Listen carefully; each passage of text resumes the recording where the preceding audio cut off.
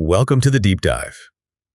Today we're tackling something that sounds maybe a bit intimidating: fixed overhead absorption and variances. Yeah, it definitely sounds like pure accounting jargon. It does. Mm-hmm. But stick with us because honestly, understanding this stuff isn't just for the finance nerds. It gives you a real insight into how efficiently a business is actually running. Mm-hmm. We're drawing from this really clear article today, fixedoverheadabsorption.pdf. It does a great job explaining these concepts, often using visuals, which helps a lot because they can be tricky. You absolutely hit the nail on the head there. It might seem technical, but I'd argue almost everyone, from sales right through to operations can really benefit from getting this. How so? Well, think about it. Big decisions like pricing products competitively or even planning how much capacity you need, they often secretly depend on how well the company understands these numbers. Okay. We're going to show you how even these fixed costs, the ones that seem static, actually tell a pretty dynamic story about production and, ultimately, performance. Okay, let's dive in then. Let's unpack the core idea first. The fixed production overhead absorption rate. FOAR for short. FOAR, exactly. So imagine a company budgets, let's say, $10,000 for its fixed production overheads for the year ahead. Right. Things like factory rent, maybe some depreciation on machines, costs that don't really change whether you make 10 widgets or 1,000. Exactly. But with absorption costing, the idea is to sort of spread or absorb a piece of those fixed costs into every single unit you produce. Mm-hmm. So how do we actually calculate that per unit cost? The article gives a straightforward example. If that company budgets $10,000 in fixed overheads and they plan to produce 1,000 units, then you just divide $10,000 divided by 1,000. Gives you an FOAR of $10 per unit. So we're taking this big fixed amount and, conceptually at least, turning it into cost per item. And what's fascinating there is exactly that conceptual shift. You're taking something fundamentally fixed, $10,000 a year, rain or shine, and treating it almost like a variable cost of $10 per unit. Like spreading the cost of the pizza oven over every pizza made. Precisely. It's a neat trick. And this whole absorption costing thing works out perfectly, meaning you absorb the exact right amount of overhead, but only under two very specific ideal conditions. Okay, what are those? First, your actual activity, like the number of units you actually make, has to perfectly match what you budgeted. So 1,000 units in our example. Right. And second, the actual amount you spend on fixed overheads has to exactly equal what you budgeted. At $10,000. Exactly. And well, you can imagine it's pretty rare for both of those things to line up perfectly in the real world. Right. Things rarely go exactly according to plan. And that's where it gets really interesting, isn't it? Right. Because if either of those conditions isn't met, then you get what's called under or over-absorption of overhead. You've either soaked up too much cost into your units or not enough. Okay, so let's look at over-absorption first. The article uses a visual, graph 3, for this. Mm-hmm. What if, say, our company actually produced more than budgeted? Maybe 1,200 units instead of 1,000. But let's say their actual overhead spending stayed right on budget at $10,000. What happens then? Okay, good scenario. So they made 1,200 units. They're absorbing overhead at that $10 per unit rate, the FOAR we calculated. Mm-hmm. So 1,200 units times $10 per unit means they've absorbed $12,000 into production cost. But they only actually spent $10,000. Exactly. So they've over-absorbed by $2,000. What does that actually tell a manager? It's generally seen as a good thing in this specific case. It means they were, let's say, more efficient in spreading their fixed costs because they got more production out of the same fixed cost base. It's like a little bonus from being extra productive. Okay, that makes sense. They produced more, so each unit carried its $10 share, leading to absorbing more overall than the actual spend. Precisely. But what if things get more complicated? What if both the actual activity and the actual spending are different from the budget? The article's next scenario, graph 4. Let's say they still produce those 1,200 units, so higher activity. But maybe their actual overhead spending came in much lower than budgeted, say only $7,000 instead of $10,000. Okay, so in this case, the absorbed overhead is still calculated the same way. 1,200 units times the $10 FOAR, so $12,000 absorbed. Still $12,000 absorbed, but now the actual spending was only $7,000. Right, so now the total overabsorption jumps way up to $5,000. $12,000 absorbed minus $7,000 actual. Wow. Right. And this is where breaking it down gives you those crucial insights the article talks about. That $5,000 over absorption didn't all come from the same place. How do you mean?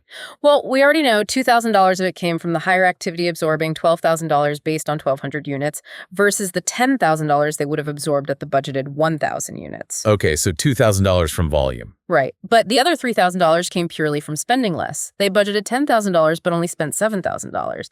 That difference, $3,000, also contributes to the overabsorption. Ah, I see. So you can separate the effect of producing more from the effect of spending less. Exactly.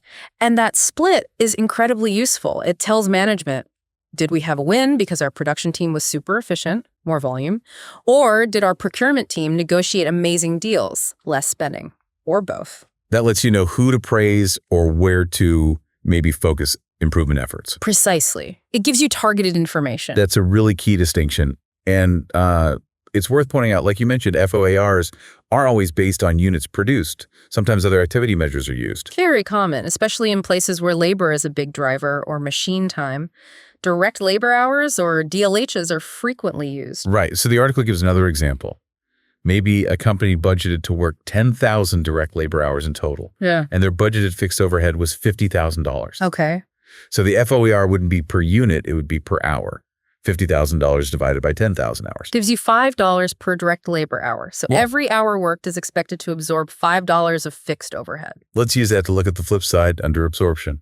What if things go the other way? Okay, let's illustrate that. Say the actual overhead spending for the year ended up being higher than planned, maybe $60,000 instead of the budgeted $50,000. Okay, spending more. And let's say the actual direct labor hours worked were lower than planned, only 9,000 hours instead of the budgeted 10,000. Less activity and higher costs. Sounds like trouble. It often is. So first, let's calculate the absorbed overhead. They work 9,000 hours, and the absorption rate is $5 per hour. So 9,000 times $5, that's $45,000 absorbed. Right. But remember, their actual overhead spending was $60,000. So they only absorbed $45,000 of the $60,000 they actually spent. Exactly.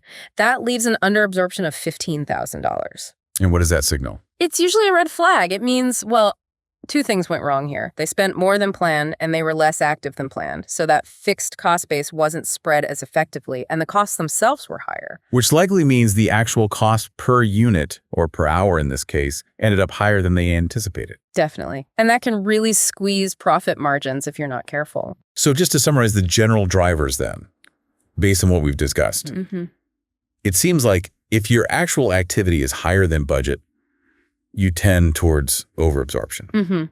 All else being equal. And if actual activity is lower than budget, you lean towards underabsorption. Correct. And similarly with spending, if actual overhead spending is less than budget, Overabsorption. and if actual overhead spending is more than budget, Underabsorbed, it sort of follows logically. it does. Now, the article presents this tricky question, one that apparently trips up a lot of finance students. It really tests if you've grasped these drivers. Yes, I remember this one. Let's hear it. Okay. So a company uses absorption costing, and they have a predetermined hourly fixed overhead absorption rate. Last year, two things happened. Situation one, actual overhead expenditure was less than the budgeted expenditure. Okay, spent less. Situation two, actual hours worked were less than the budgeted hours that were used to set that rate in the first place. Worked fewer hours. The question is, which statement is correct about the impact? Does situation one cause over or under absorption? And what about situation two? Right, this is a good one. The correct answer is that situation one, spending less, causes overabsorption. That's usually the easier one for people to get. Yeah, spending less seems intuitively good for absorption. It is. But situation two, working fewer hours than budgeted, actually causes underabsorption. And why is that the tricky part? Well, people sometimes get confused because lower activity might feel like it should relate to lower costs somehow. But with fixed overheads being absorbed based on a rate set on higher budgeted hours, if you work fewer actual hours, you're simply not applying that rate enough times. So each hour absorbs its share, but there just aren't enough hours being worked to absorb the total planned overhead. Precisely. You don't soak up enough of the fixed cost pool because the activity level dropped. It really hammers home that activity levels are just as critical as spending levels, especially for fixed costs. That distinction really clarifies things. Okay, so how does all this talk about over and under absorption connect to Standard costing and variances. It's a very direct link, actually. They're essentially two sides of the same coin. How so? An over-absorption of overhead is basically the same thing as a favorable variance. It means things went better than the standard or budget, and it effectively adds back to profit. Okay, over-absorption, favorable variance. And conversely, an under-absorption is equivalent to an adverse variance. Things went worse than planned, and it reduces profit. Got it. Under-absorption, adverse variance. Let's use an example to make it concrete. Say our standard FOAR is $10 per unit based on budgeting for 1,000 units and $10,000 in fixed overhead. Okay, back to our original numbers. If everything goes exactly to plan, 1,000 units made, $10,000 spent, then there's no over or under absorption and no variance. Zero deviation. Makes sense. But let's shake things up again. What if actual spending was $13,000? Okay, higher spending. And only 600 units were actually produced. This is based on the article's graph 8 idea. Right, so lower activity and higher spending. We know this is going to result in under-absorption overall or adverse variances. So we saw earlier that lower activity leads to under-absorption. Yeah. Here, producing only 600 units instead of 1,000. Yeah. That's a $4,000 under-absorption effect just from the volume drop, right? Exactly. That's your adverse volume variance. And then spending $13,000 instead of the budgeted $10,000, that's another $3,000 hit. Mm-hmm. That's your adverse expenditure variance. So the total under-absorption or total adverse variance is $7,000. Yes, exactly.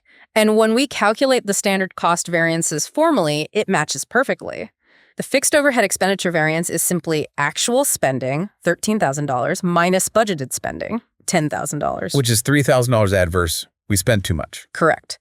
Then the fixed overhead volume variance compares the budgeted overhead, $10,000, with what should have been absorbed by the actual production at the standard rate. Okay, actual production was 600 unit. Standard rate is $10 per unit. So 600 times 10 is $6,000 absorbed. Right. So the volume variance is budgeted, $10,000, minus what was absorbed based on actual volume, $6,000. Which gives $4,000 adverse. We didn't produce enough volume to absorb the planned overhead. Precisely. And you see the $3,000 expenditure variance plus the $4,000 volume variance equals that total $7,000 under absorption we talked about. The variances just give you that structured breakdown. Okay, that clicks. Now, for those who really want to get into the weeds, the article mentions you can sometimes break down that volume variance even further into capacity and volume efficiency. Yes, especially when overheads are absorbed based on direct labor hours. It peels back another layer, gives you even more granular insight into why the volume variance occurred. So it tells you not just that you produced less or more than planned volume-wise, but potentially why. Kind of. It separates whether you worked the planned number of hours, capacity, from how efficiently you use those hours to produce output, efficiency. Right. Let's use the article's example. Okay. A company budgeted to make 1,000 units. They expected this to take 5,000 total labor hours. And budgeted fixed overhead was $10,000. Right. So first, we need the FOAR per hour. $10,000 divided by 5,000 hours. That's $2 per direct labor hour. And we also know the standard time per unit. 5,000 hours for 1,000 units means 5 standard hours per unit. Okay. Standard is $2 per hour and 5 hours per unit. Now, what actually happened? In the actual period, they produced 1,200 units, so more units than planned. Right. And they used 5,400 labor hours to do it. And let's assume, for simplicity, that actual overhead spending matched the budget exactly $10,000. Okay, 1,200 units made in 5,400 hours. Spending was on budget. How do capacity and efficiency variances work here? Let's start with the capacity variance. This looks purely at the hours worked versus the hours budgeted. They budgeted 5,000 hours. But they actually worked 5,400 hours. Right, they worked 400 hours more than budgeted. This indicates they used more capacity than planned. We multiply those extra 400 hours by the standard rate of $2 per hour. 400 times 2 is $800. Exactly. And because they worked more hours than budgeted, this is generally seen as a favorable capacity variance of $800. They utilized their available capacity effectively, working more hours. Okay, $800 favorable from working more hours. What about efficiency?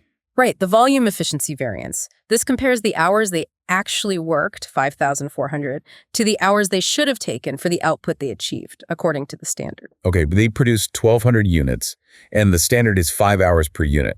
So 1,200 units should have taken 6,000 standard hours.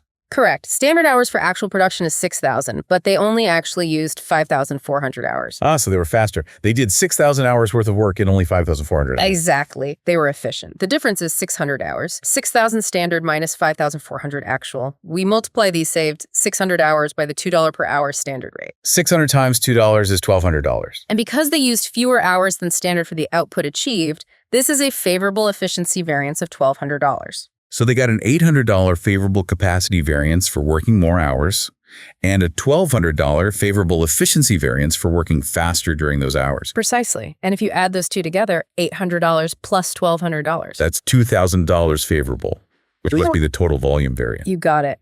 The capacity and efficiency variances together explain the overall volume variance. It shows they benefited both from using more hours and from being more productive within those hours. That's a really powerful breakdown for understanding performance. Absolutely. If we kind of connect this all back to the bigger picture, these concepts, they're rooted in accounting, but they are incredibly powerful diagnostic tools. Right, not just number crunching. Not at all. They help managers, executives, anyone really understand the operational realities behind the financial results with a surprising clarity. They pinpoint why costs went up or down. Was it volume? Was it spending? Was it efficiency? That level of detail must be invaluable for making smart decisions. It really is. So here's a final thought for you, the listener. The next time you hear about a company's financial results, maybe you think beyond just the profit number. Consider how these, often hidden mechanics of overhead absorption and variance analysis might be telling a deeper story. How efficiently are they really using their resources? Are they managing costs effectively? Are they hitting their production targets? And if not, why not? How might knowing this change how you interpret whether a company is truly succeeding or struggling? It adds a whole new dimension. It really does. Well, thank you for joining us on this deep dive today. We hope it sparks some curiosity, and we encourage you to keep exploring.